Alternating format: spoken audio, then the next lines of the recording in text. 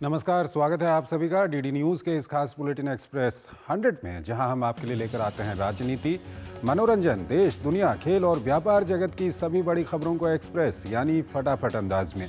मैं हूं चंद्रशेखर जोशी। तो आइए शुरू करते हैं तेज खबरों का सिलसिला। T20 की विश्व विजेता भारतीय क्रिकेट टीम ने प्रधानमंत्री नरेंद्र मोदी से मुलाकात की। भारतीय टीम पीएम आवास में प्रधानमंत्री से मिली। पीएम ने टीम को उसके शानदार प्रदर्शन पर शाबाशी दी। प्रधानमंत्री नरेंद्र मोदी ने T20 विश्व चैंपियन टीम इंडिया से मुलाकात के बाद सोशल मीडिया मंच एक्स पर तस्वीरें साझा करते हुए पोस्ट किया। पीएम ने एक्स पर लिखा, हमारे चैंपियंस के साथ एक उत्कृष्ट मुलाकात। 7 लोक कल्याण मार्ग में विश्व कप विजेता टीम की मेजबानी की और टूर्नामेंट के दौरान उनके अनुभवों पर यादगार बातचीत की। मुंबई में भव्य स्वागत समारोह में हिस्सा लेने से पहले भारतीय टीम ने जीत की ट्रॉफी के साथ विक्ट्री परेड में हिस्सा लिया। मुंबई में टीम इंडिया ने विक्ट्री परेड के कारण मरीन ड्राइव में जनसैलाब उमड़ा। मुंबई में विश्व चैंपियन टीम इंडिया का विजय जुलूस नारीमन पॉइंट से वानखेड़े स्टेडियम तक निकाला गया। विक्ट्री परेड की जबरदस्त भीड़ को देखते हुए मुंबई पुलिस ने एडवाइजरी जारी कर लोगों को मरीन ड्राइव की ओर जाने से बचने की सलाह भी दी। विक्ट्री परेड के बाद वानखेड़े स्टेडियम में आयोजित स्वागत समारोह में भारतीय क्रिकेट टीम, कोच और सहयोगी स्टाफ को सम्मानित किया गया।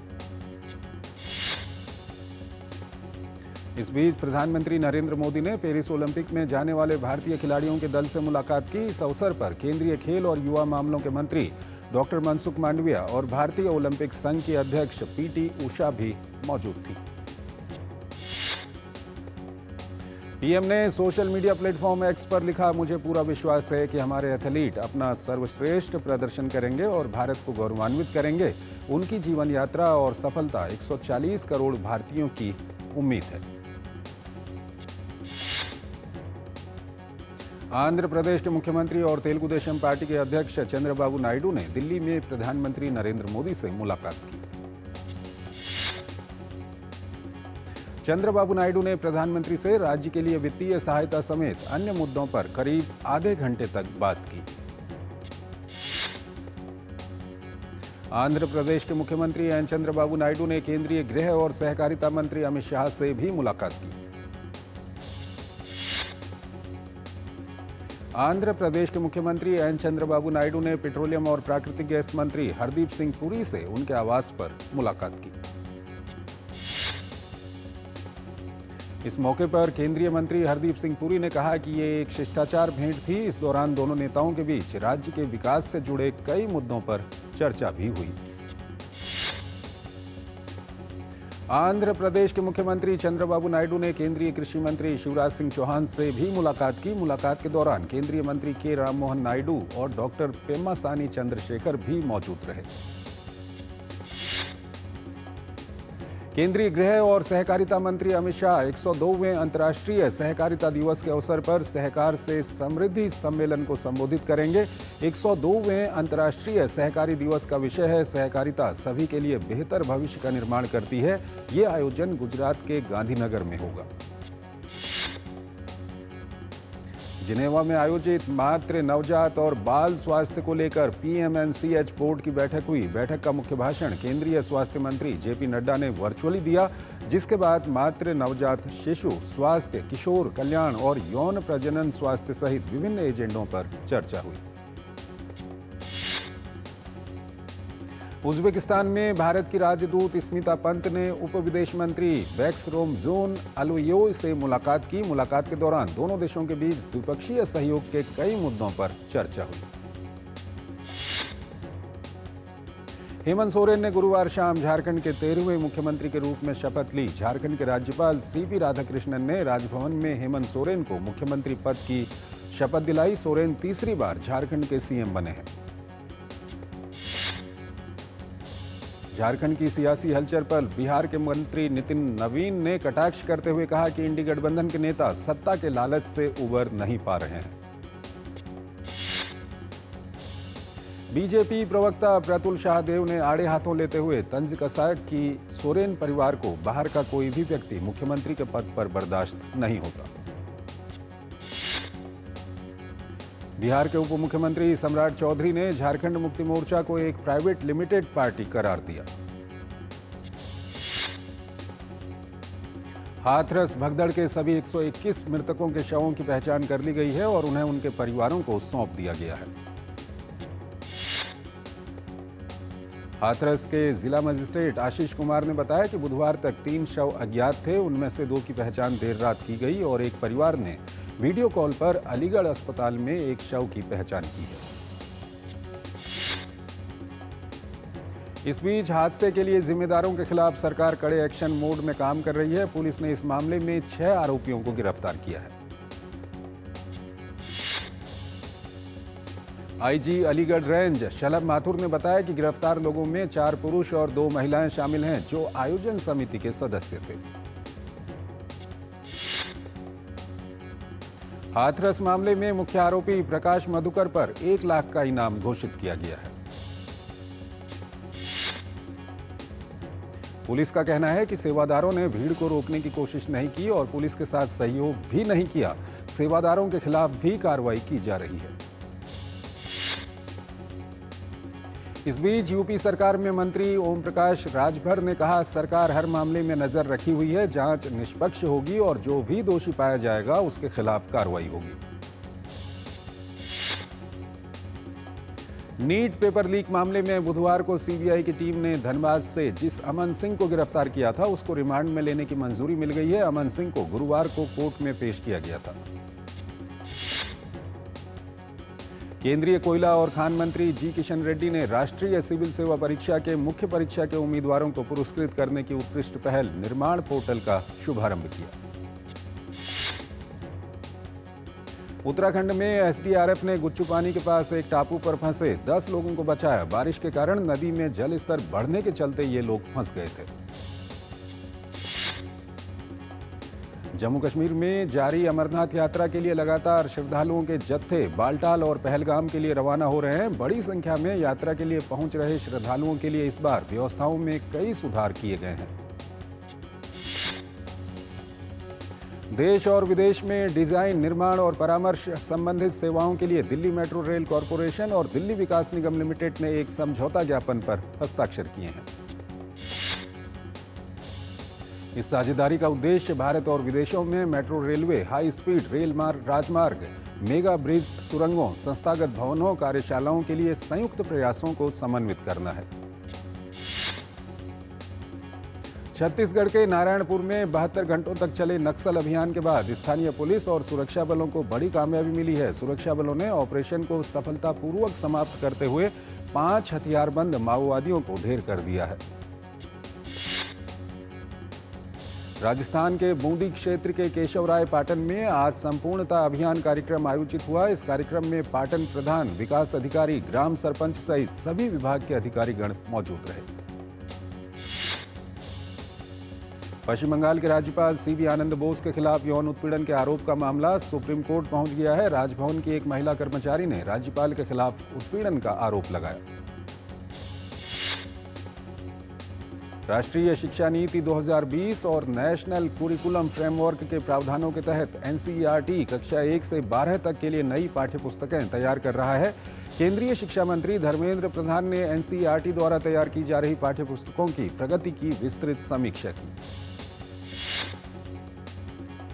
मणिपुर के कई हिस्सों में बाढ़ की स्थिति गंभीर बनी हुई है। सेनापति जिले के नगमजू गांव में इरिल नदी की बाढ़ से धान की फसल को भारी नुकसान हुआ है। बाढ़ के पानी से 80 से अधिक परिवारों के धान के खेत डूब गए हैं।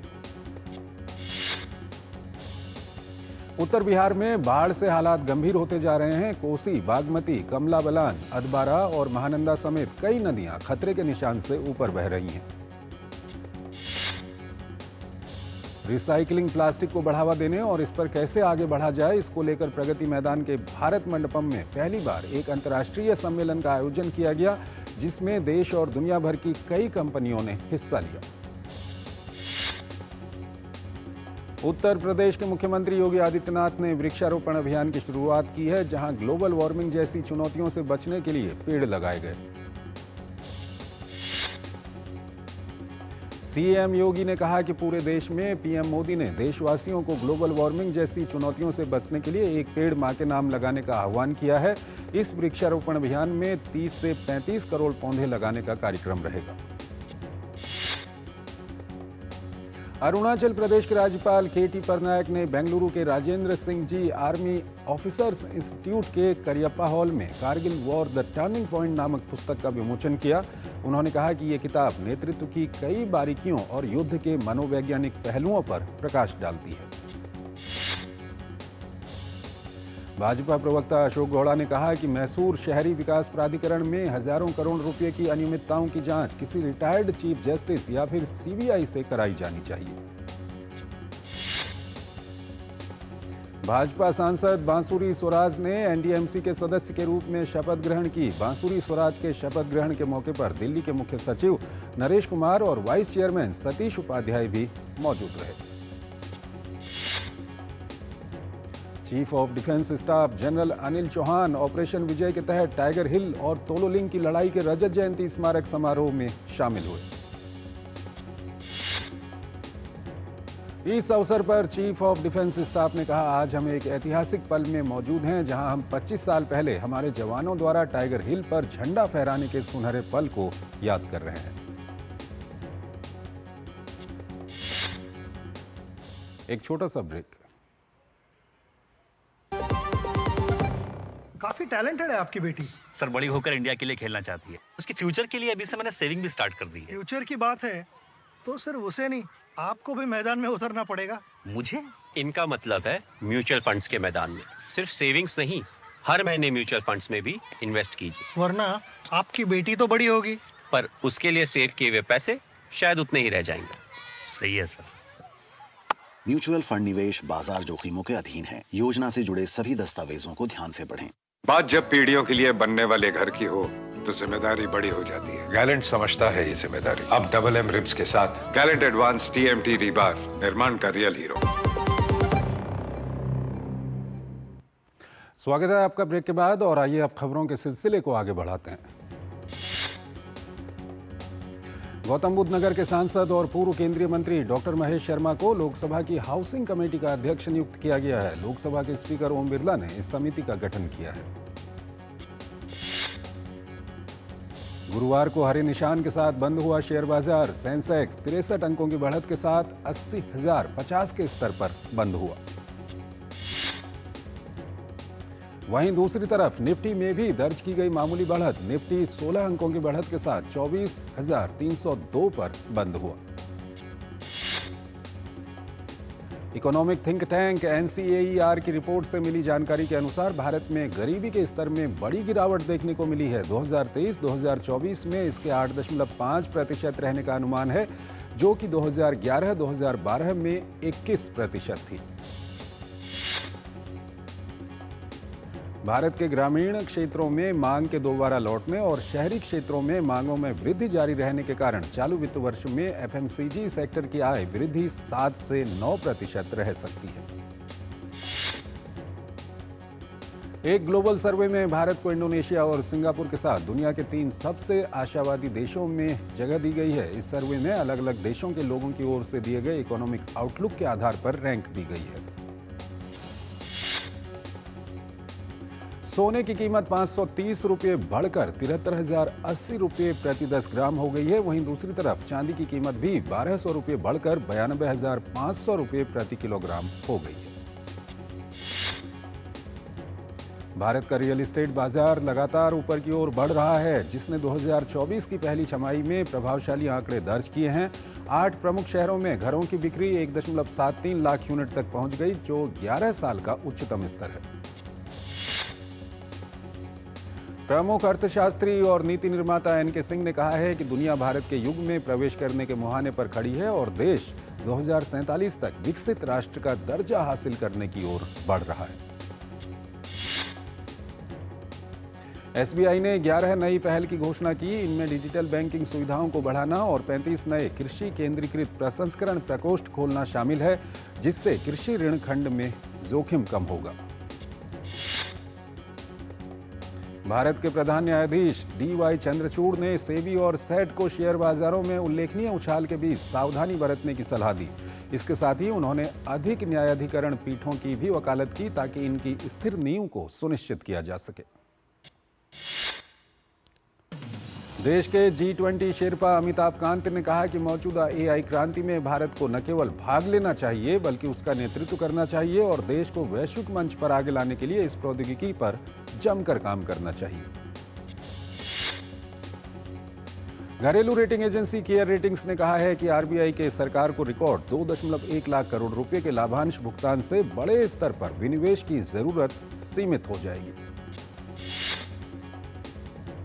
पीएम मोदी रूसी राष्ट्रपति व्लादिमीर पुतिन के निमंत्रण पर 8 और 9 जुलाई को रूस के दौरे पर रहेंगे, जहां वो 22वें भारत रूस वार्षिक शिखर सम्मेलन में हिस्सा लेंगे।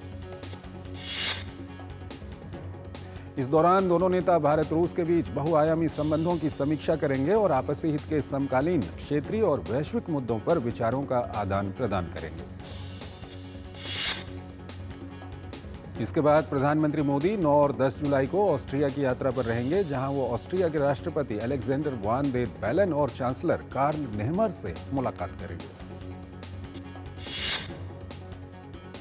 ये किसी भी भारतीय प्रधानमंत्री का 41 साल में पहला ऑस्ट्रिया दौरा होगा। इस दौरान प्रधानमंत्री मोदी भारत और ऑस्ट्रिया के व्यापारिक जगत के दिग्गजों को भी संबोधित करेंगे। कजाकिस्तान की राजधानी अस्थाना में SCO यानी शंघाई सहयोग संगठन की बैठक में विदेश मंत्री डॉक्टर एस जयशंकर ने प्रधानमंत्री नरेंद्र मोदी का वक्तव्य पढ़ा। प्रधानमंत्री ने अपने संदेश में संप्रभुता, स्वतंत्रता, क्षेत्रीय अखंडता, समानता, पारस्परिक हित, आंतरिक मामलों में हस्तक्षेप न करने की अपेक्षा की। पीएम मोदी ने कहा कि संप्रभुता और क्षेत्रीय अखंडता के सिद्धांतों के विपरीत कोई भी कदम नहीं उठाया जाना चाहिए। पीएम मोदी ने आतंकवाद के सभी प्रारूपों पर कड़ा प्रहार करते हुए कहा कि आतंकवाद से मुकाबले को प्राथमिकता दी जानी चाहिए और ये शंघाई सहयोग संगठन के मूल लक्ष्यों में से एक है। पीएम मोदी ने कहा कि किसी भी रूप या अभिव्यक्ति में आतंकवाद को उचित नहीं ठहराया जा सकता है या उसे माफ नहीं किया जा सकता है। पीएम मोदी ने जलवायु परिवर्तन की गंभीर चुनौतियों से निपटने के लिए कार्बन उत्सर्जन को कम करने की दिशा में सभी कदम उठाए जाने की अपील की। बैठक से इतर विदेश मंत्री डॉक्टर एस जयशंकर ने चीन के विदेश मंत्री वांग यी से मुलाकात की। SCO बैठक में शामिल होने के लिए चीन के राष्ट्रपति शी जिनपिंग, रूस के राष्ट्रपति व्लादिमीर पुतिन, पाकिस्तान के प्रधानमंत्री शहबाज शरीफ ने बैठक में हिस्सा लिया। ब्रिटेन में आम चुनाव के लिए मतदान जारी है। आम चुनाव यूनाइटेड किंगडम के सभी हिस्सों, इंग्लैंड, उत्तरी आयरलैंड, स्कॉटलैंड और वेल्स में हो रहे हैं। लगभग 46 मिलियन ब्रिटिश मतदाता संसद के निचले सदन हाउस ऑफ कॉमन्स के 650 सदस्यों का चुनाव कर रहे हैं। मुख्य रूप से मुकाबला कंजर्वेटिव और लेबर पार्टी के बीच है। लेबर पार्टी का गठन मजदूर प्रतिनिधि सभा के तौर पर हुआ था। इसकी विचारधारा सेंटर लेफ्ट है। चुनाव पूर्व सर्वेक्षणों में लेबर पार्टी को भारी बहुमत मिलता दिख रहा है। ब्रिटेन में एक संवैधानिक राजतंत्र के साथ संसदीय प्रणाली काम करती है। वहीं उच्च सदन को हाउस ऑफ लॉर्ड्स कहा जाता है। इसमें 784 सदस्य हैं।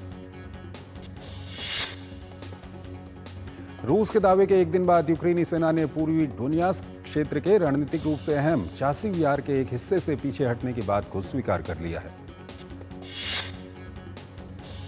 अगर रूस इस शहर पर पूर्ण रूप से नियंत्रण कर लेता है तो इससे पश्चिम की ओर यूक्रेनी शहरों क्रामाटोर्स्क और स्लोवियानस्क की तरफ बढ़ने के लिए इस शहर का रणनीतिक रूप में उपयोग कर सकता है।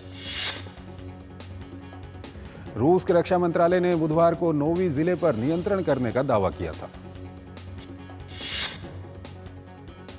पूर्वोत्तर के शहर खार्किव के पास रूसी सेना एक नया मोर्चा खोलने की कोशिश कर रही है। हालांकि खार्किव क्षेत्र में रूसी सेना की रफ्तार पर यूक्रेनी सेना ने करीब करीब विराम लगा दिया है।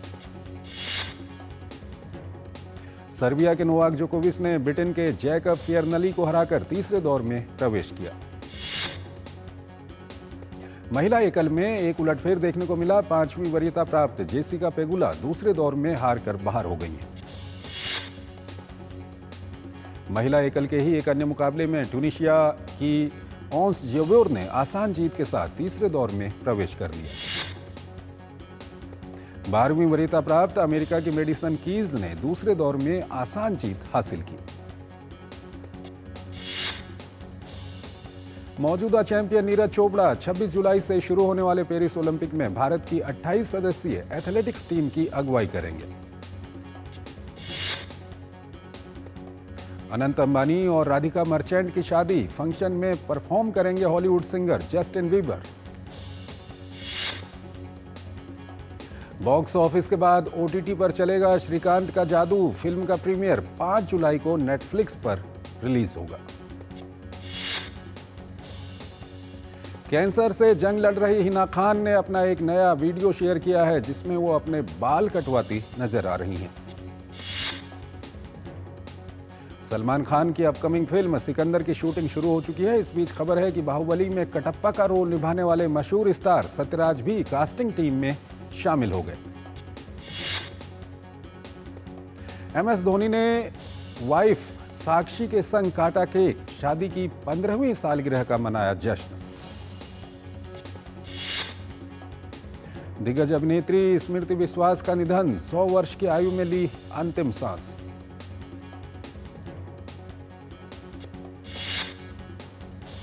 मिर्जापुर 3 वेब सीरीज की रिलीज से पहले इसकी स्क्रीनिंग रखी गई, जहां पर तमाम कलाकारों सहित रिचा और अली ने शिरकत की।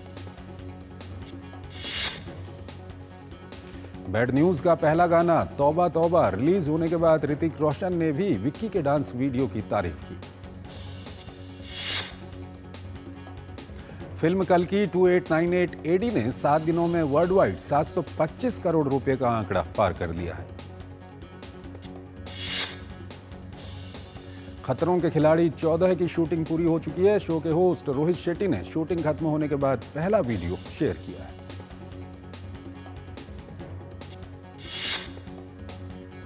तो एक्सप्रेस न्यूज में फिलहाल इतना ही। आप हमारी पूरी टीम को इजाजत दीजिए। नमस्कार।